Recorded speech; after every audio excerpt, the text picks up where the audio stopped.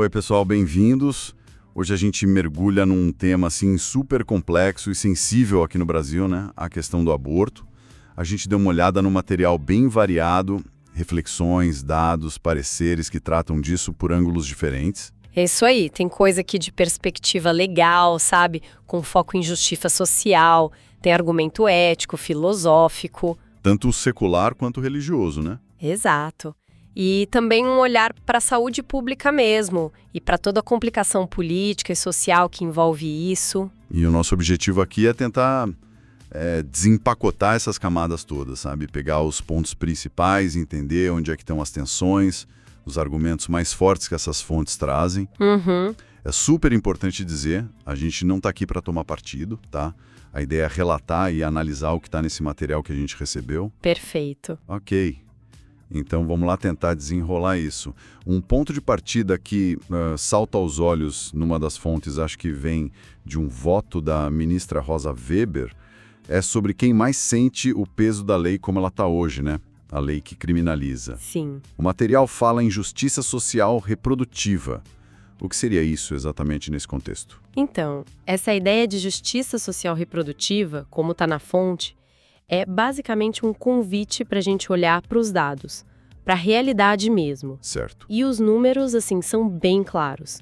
São as mulheres jovens, negras, de baixa renda, que acabam morrendo mais ou ficando com sequelas sérias por causa de abortos inseguros. Por quê? Falta de grana para algo mais seguro. Exatamente. A fonte aponta isso.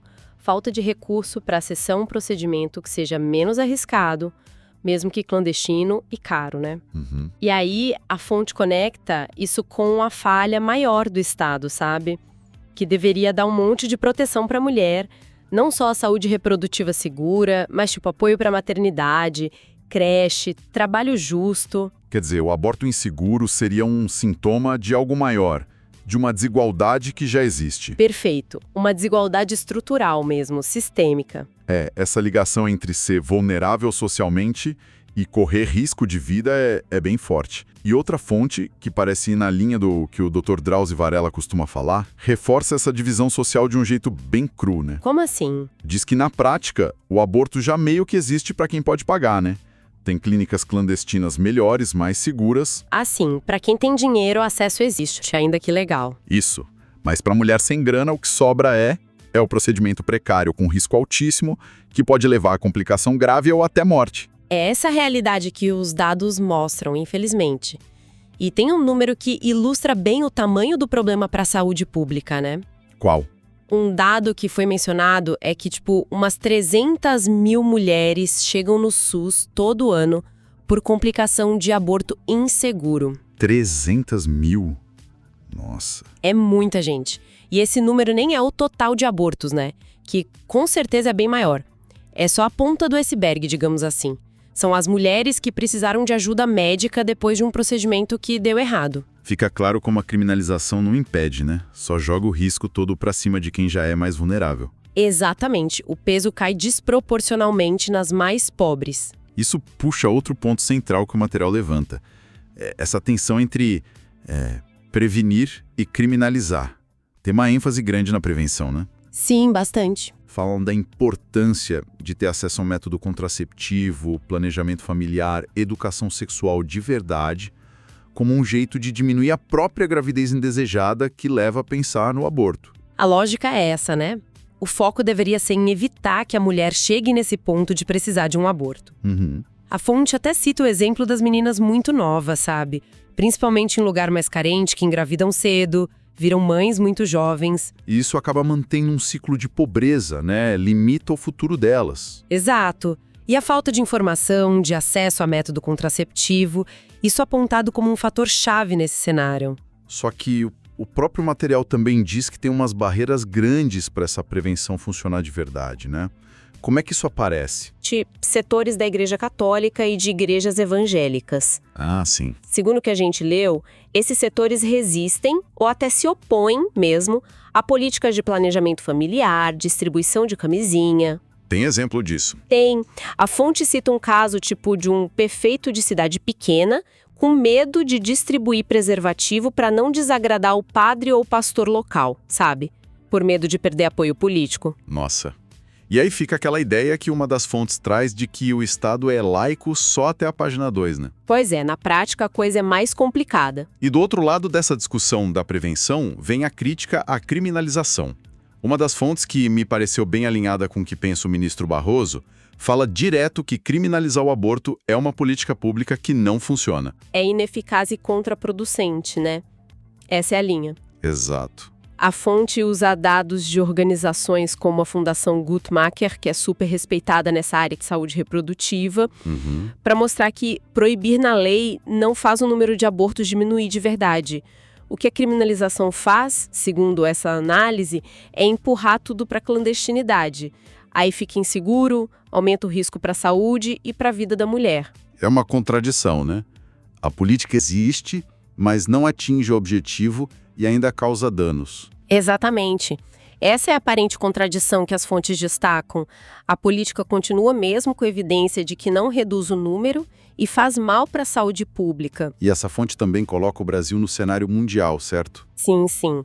Ela ressalta que a maioria dos países democráticos, desenvolvidos, inclusive países com tradição católica forte, tipo Itália, Espanha, Portugal, eles não usam a criminalização total como principal política pro aborto. E o que eles fazem? Geralmente é uma combinação, sabe? Legalizam dentro de certos prazos ou condições, mas junto com políticas fortes de prevenção e saúde pública. Entendi. A análise que o material traz sugere que manter a criminalização aqui no Brasil tem esse efeito colateral que eles chamam de perverso.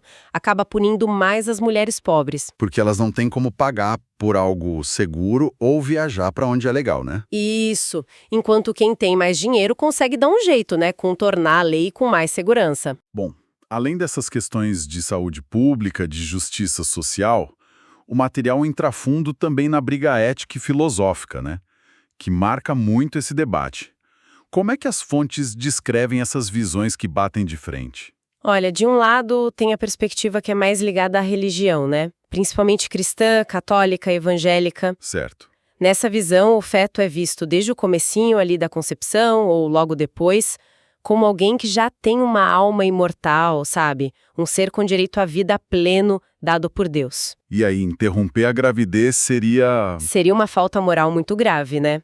Uma das fontes usa a expressão crime cósmico, tipo, por interferir num plano divino. É uma visão bem forte. E do outro lado, qual a visão que contrasta com essa? Do outro lado tem a visão mais secular, né? Que geralmente vem mais da ciência, da bioética.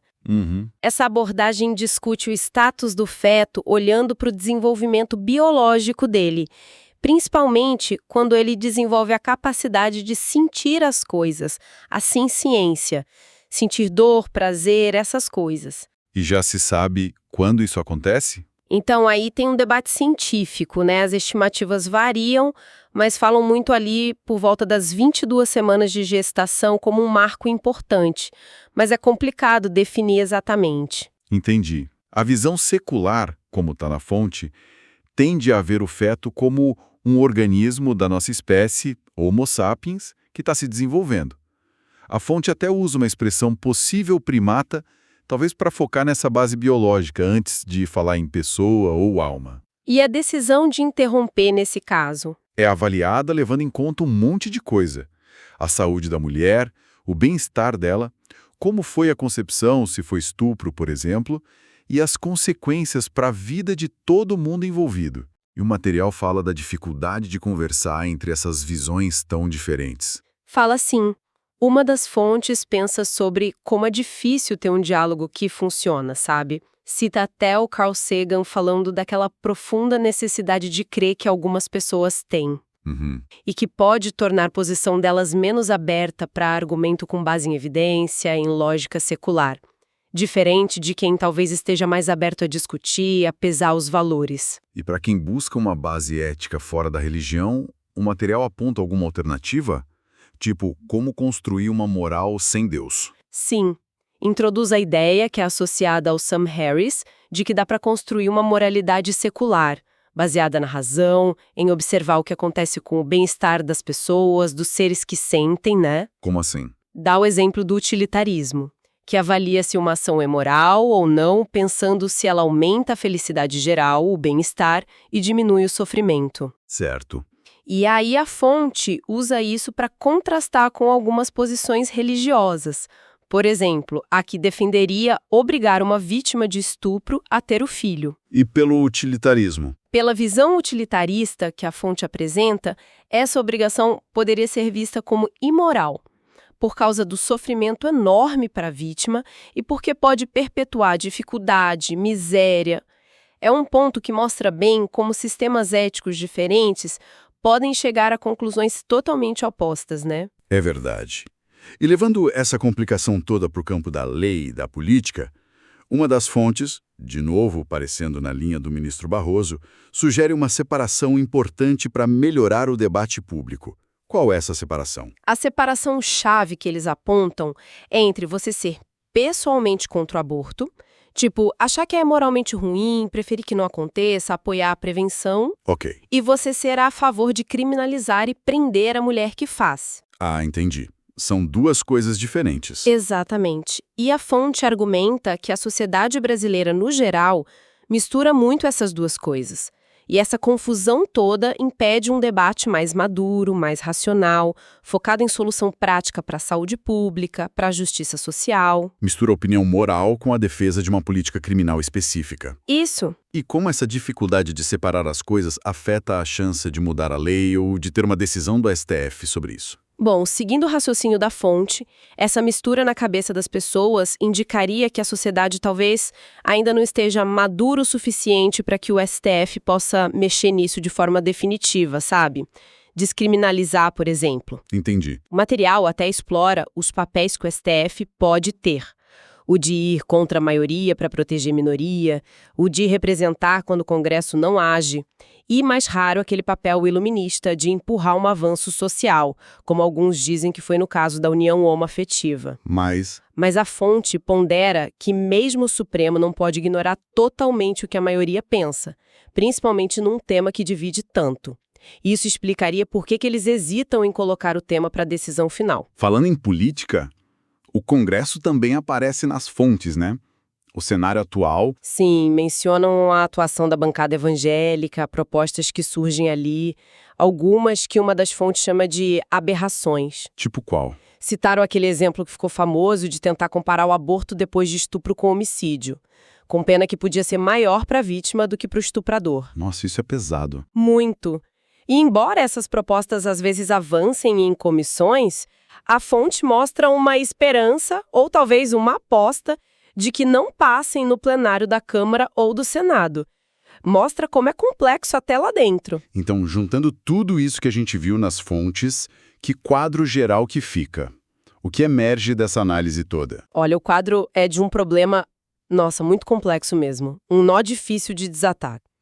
A gente vê essa briga entre querer justiça social reprodutiva e a realidade dura da desigualdade, que faz a saúde ser quase um privilégio. Sim. Vê o impasse entre focar na prevenção, que funciona, mas esbarra em barreira cultural, religiosa, e manter a criminalização, que não reduz o aborto e ainda faz mal para a saúde pública. O abismo ético também, né? Gigante. Entre a visão religiosa e a secular, que partem de lugares quase opostos, e, por fim, essa relação complicada entre a lei, a política polarizada e o que as fontes chamam de falta de maturidade ainda no debate da sociedade. Fica claro que não tem resposta fácil, né? Nem solução única.